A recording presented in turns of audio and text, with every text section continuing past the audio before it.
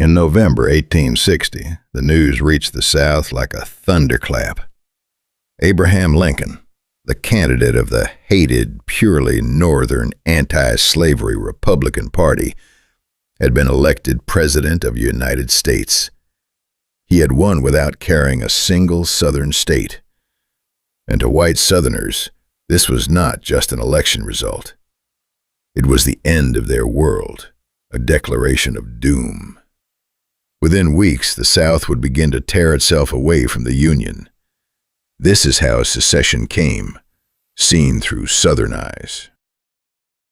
To understand the Southern reaction, you have to understand how they saw Lincoln and his party. We've discussed how the South had come to see the North as a hostile, growing power bent on destroying slavery and dominating the government. The Republican Party was the embodiment of that threat. A party dedicated to stopping slavery's spread, a party with no support in the South, a party Southerners believed was filled with abolitionist fanatics who despised them and wanted to ruin them. Now, in reality, Lincoln had repeatedly pledged not to interfere with slavery where it already existed. He was, by the standards of the day, a moderate. But the South did not believe him, or did not care. To them, his election meant that a sectional, anti-slavery party now controlled the federal government. They feared it was only the beginning, that Lincoln and the Republicans would surround the South, block slavery's expansion, choke it off, and eventually move to abolish it entirely. They saw their future as a slow strangulation, ending in ruin and racial upheaval.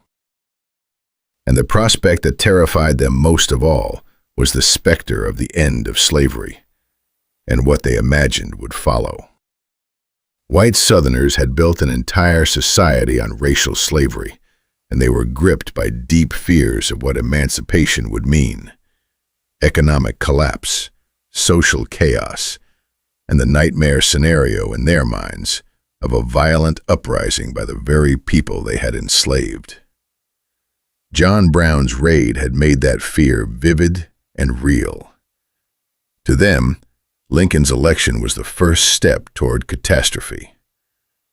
So to many Southern leaders, the choice seemed stark: remain in a union now controlled by their enemies and watch their way of life be slowly destroyed, or leave and form a new nation where slavery and their social order would be secure. The radical secessionists, the fire eaters who had long argued for breaking away, now found a receptive audience. The election of Lincoln was the trigger they had been waiting for.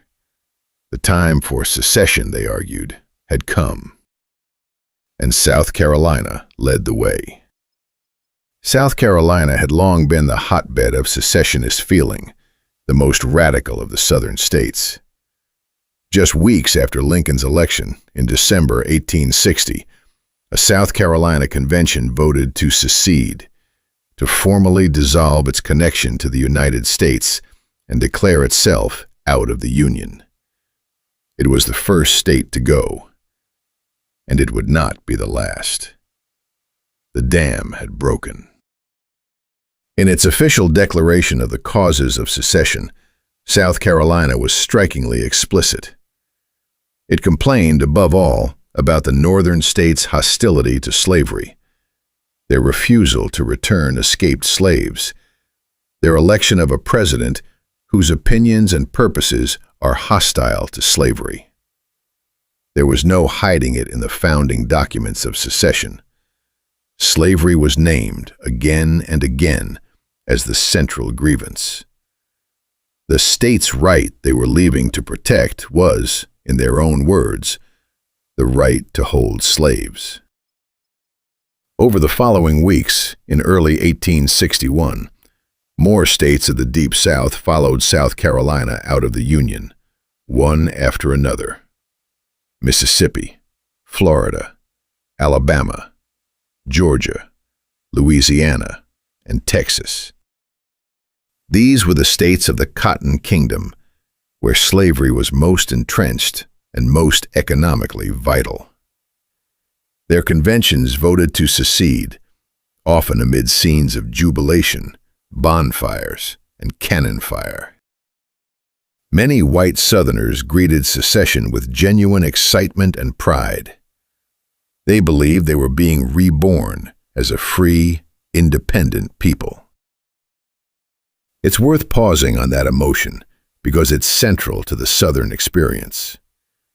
Many Southerners felt a surge of patriotic fervor, a sense of throwing off oppression and claiming their independence, just as the American colonists had in 1776.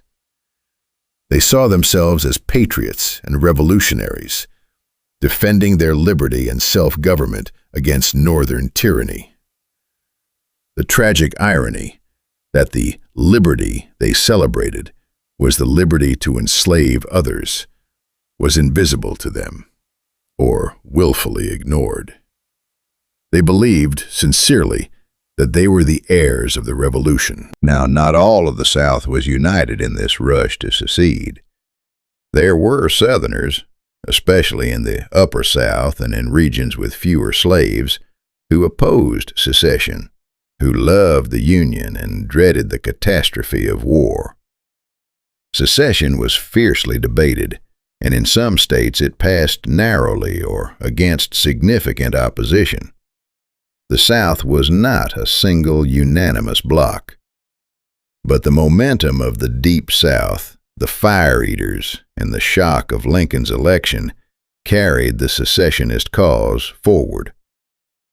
And here we should touch on a part of this story that is often forgotten: the role of the native nations and the Western Indian Territory. Some of the Native American nations who had been forcibly removed to Indian Territory decades earlier, including nations that had themselves adopted the practice of slavery, would come to ally with the Confederacy. The Confederacy actively courted them, promising recognition and protection. So the web of slavery and the conflict over the West drew even the displaced native nations into the coming war, on a frontier far from the main battlefields. Meanwhile, the seceded states moved quickly to seize federal property within their borders: forts, arsenals, customs houses, post offices. They took control of their territory and began organizing for self-defense, raising troops and militia. They were acting as if they were already an independent nation. And in February 1861, even before Lincoln took office, delegates from the seceded states met to form a new government, a new country. They called it the Confederate States of America. They wrote a constitution modeled closely on the United States Constitution, but with key differences, most notably explicit protections for slavery, which the Confederate Constitution guaranteed and enshrined. They chose a capital, and they elected a president, Jefferson Davis, a Mississippi planter, former U.S. Senator, and former Secretary of War. Davis was a serious, experienced, but rigid and often difficult man who would lead the Confederacy through its brief and turbulent existence. A new nation had been born. The Confederate Vice President, in a famous speech, laid out with chilling honesty what the new nation was founded upon. He declared that the cornerstone of the Confederacy rested upon the idea of racial inequality and the subordination of black people through slavery. It is one of the most revealing documents of the era, a frank admission from the Confederacy's own leadership that slavery and white supremacy were the foundation stones of their new republic. Whatever else they said about states' rights and liberty, their own leaders named the cornerstone plainly. So by early 1861, the situation was extraordinary and dangerous. 7 states had left the Union and formed a rival government. They had seized federal property. They had a president, a constitution, an army being raised, and they considered themselves a fully independent, sovereign nation, ready to defend their independence. From the Southern point of view, they had simply exercised their rightful power of self-government, peacefully withdrawing from a union they had freely joined.